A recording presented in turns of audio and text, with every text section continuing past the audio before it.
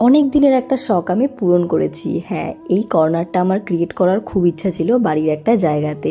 মানে বৌদ্ধর প্রতি আমার আলাদাই একটা ভালো লাগা, জানি না কেন। তো আমার খুব ভালো লাগে, যার জন্য এই কর্নারটা আমার অনেক দিন ধরে করার ইচ্ছে ছিল। এখন থেকে প্রায় সন্ধেটা আমার এত সুন্দর একটা পজিটিভ ভাইব দিয়ে আর পজিটিভ এনার্জি দিয়ে তারপর রেডি হয়ে চলে এসেছি মিয়াবাই তানিশকে। তবে এবার কিন্তু আমার জন্য বা আমাদের জন্য কিছু কিনবো না, আসলে আমার দিদির বিয়ে, তো ওকেই বিয়েতে একটা ইয়াররিংস গিফট করবো বলে ঠিক করেছি। মানে 3-4 মাস আগে থেকে আমি দেখেই রেখেছিলাম 4-5টা, তার মধ্যে ওকে একটা ফাইনাল করার জন্য বলেছিলাম। তো আমার ইচ্ছা ছিল গোল্ড অ্যান্ড ডায়মন্ডের মধ্যেই কিছু দেবো ছোটোর ভেতরে। তো ও যখন আমাদের বাড়িতে আইব্রো ভাত খেতে এসেছিলো, ওর কাছ থেকে ফাইনাল করলাম কোনটা ওর ভালো লাগছে, সেটাই ওকে দেবো বলে ঠিক করলাম। আর লাস্ট পর্যন্ত ওর পছন্দ আর আমাদের পছন্দ তো প্রায় মিলেই গেছে। তো ও যেটা ফাইনাল করলো সেটাই পারচেস করার জন্য এসেছি। তবে আমাদের ওখানে যে স্টোর খুলেছে মধ্যমগ্রামে, ওখানে না এটা অ্যাভেলেবেল ছিল না, যার জন্য আবারও বাগুইয়াটি স্টোরে আসতে হয়েছিল।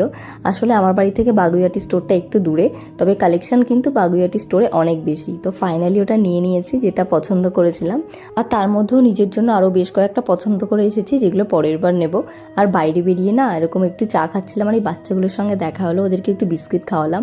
আর এখন বাইরে বেরোলেই আমার একটু চা খেতে ইচ্ছা করে, আসলে একটু ঠান্ডা পড়েছে তো। তারপরে খেয়ে নিলাম একটু গরম গরম স্যুপ আর মোমো।